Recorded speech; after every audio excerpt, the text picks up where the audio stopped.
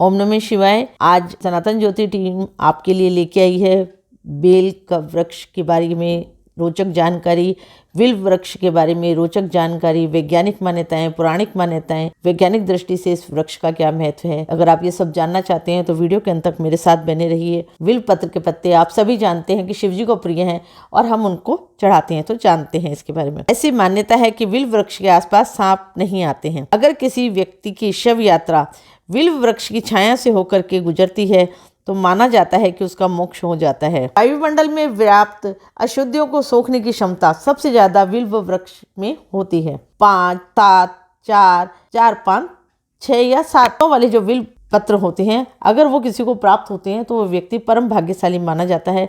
और अगर उस पत्र को शिव जी को अर्पण किया जाता है तो उससे अनंत गुना फल मिलता है। बेल का वृक्ष लगाने से वंश की वृद्धि होती है, इसलिए अधिकाधिक बेल के वृक्ष लगाने चाहिए और इसको काटने से बचना चाहिए, क्योंकि ऐसी मान्यता है कि इसको काटने से वंश का नाश हो सकता है। सुबह और शाम बेल वृक्ष के दर्शन मात्र से पापों का नाश हो जाता है। विल्व वृक्ष के पत्तों को सींचने से पितृ तृप्त होते हैं। बेल वृक्ष के सफेद आंख को के जोड़े से लगाने से लक्ष्मी की प्राप्ति होती है। अर्थात आप बेल का वृक्ष और सफेद आंकड़ा दोनों एक साथ लगाएंगे तो लक्ष्मी की प्राप्ति होती है। बेल के जो पत्ते होते हैं उनको तांबे के धातु के साथ एक विशेष प्रयोग से हमारे ऋषि मनु जो थे स्वर्ण धातु का उत्पादन करते थे, स्वर्ण बनाते थे। सोना, स्वर्ण यानी सोना। जीवन में सिर्फ एक बार, और वो भी कभी अगर भूल से अगर आपने शिव जी को बेल पत्र चढ़ा दिया तो आपके सारे पाप मुक्त हो जाते हैं, ऐसी मान्यता है। विल्व वृक्ष का रोपण, पोषण और संवर्धन करने से महादेव से साक्षात्कार करने का अवश्य लाभ मिलता है। इसलिए मेरी ये आपसे रिक्वेस्ट है, आपसे अनुरोध है, कृपया शिवरात्रि पर विल्व पत्र का पेड़ जरूर लगाएं और विल्व पत्र के पेड़ को कभी हानि ना पहुंचाएं। शिव पुराण के अनुसार भगवान शिव को पूजन करते समय अनेक चीज़ें अर्पित की जाती हैं। तो हम जानते हैं कि शिव पुराण के अनुसार कौन सा अनाज भगवान शिव को चढ़ाने से आपको क्या क्या लाभ प्राप्त होगा। अगर आप भगवान शिव को चावल चढ़ाते हैं तो आपको धन की प्राप्ति होती है। अगर आप भगवान शिव को तिल चढ़ाते हैं तो आपके पापों का नाश हो जाता है। अगर आप भगवान शिव को जौ अर्पित करते हैं तो आपके सुख में वृद्धि होती है। अगर आप भगवान शिव को गेहूं चढ़ाते हैं तो आपकी संतान वृद्धि होती है। सभी अन्न भगवान को अर्पण करने के बाद गरीबों में वितरित कर देने चाहिए। अब हम जानते हैं कि भगवान शिव को कौन सा रस चढ़ाने से आपको क्या फल मिलेगा। अगर आपको बुखार है, ज्वर है, तो भगवान शिव को जलधारा चढ़ाने से बहुत जल्दी लाभ मिलता है। और भगवान को जलधारा चढ़ाने से सुख और संतान में भी वृद्धि होती है। जलधारा भगवान शिव के लिए सबसे उत्तम पूजा बताई गई है।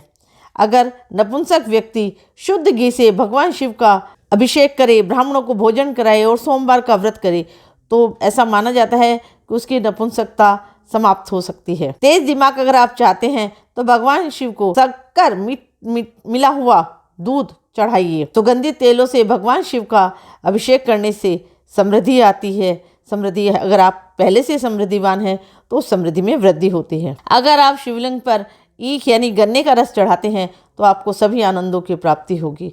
भगवान शिव को गंगा जल चढ़ाने से भोग व मोक्ष दोनों की प्राप्ति होती है।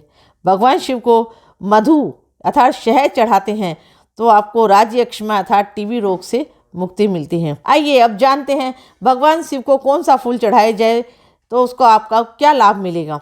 लाल और सफ़ेद आंकड़े के फूल से भगवान शिव का पूजन करने से भोग एवं मोक्ष की प्राप्ति होती है। चमेली के फूल का से अगर आप पूजन करते हैं तो आपको वाहन सुख मिलता है।